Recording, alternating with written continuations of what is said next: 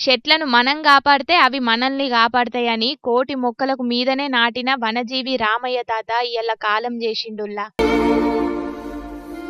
కొన్నొద్దుల సంధి తాతకు పానం బాలేదట. ఇయ్యాల పొద్దుగాల గుండె నొప్పొచ్చిందట. ఆయన జీవితం మొత్తం చెట్లను నాటనీకి అంకితం చేసిండు. చెట్లు నాటుట్లా సరికొత్త చరిత్ర తిరగరాసిండు.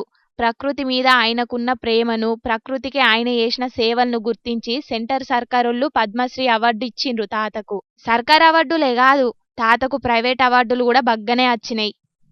వనజీవి రామయ్య సొంతూరు ఖమ్మం జిల్లాలున్న రెడ్డిపల్లి. ఇక ఆయన కాలం చేసిండని తెలిసి చాలా మంది ప్రకృతి ప్రేమికులు ఆయనను కడసూపు చూడనీకచ్చిండ్రు. రామయ్య తాత జీవిడిచిండని తెలిసి ఇటు తెలుగు రాష్ట్రాలున్న లీడర్లే కాకుండా అటు ప్రధాని మోదీ సారు కూడా రామయ్య తాత ప్రకృతికి చేసిన సేవలను యాద్ చేసుకుంటా సంతాపం తెలిపిండ్రు.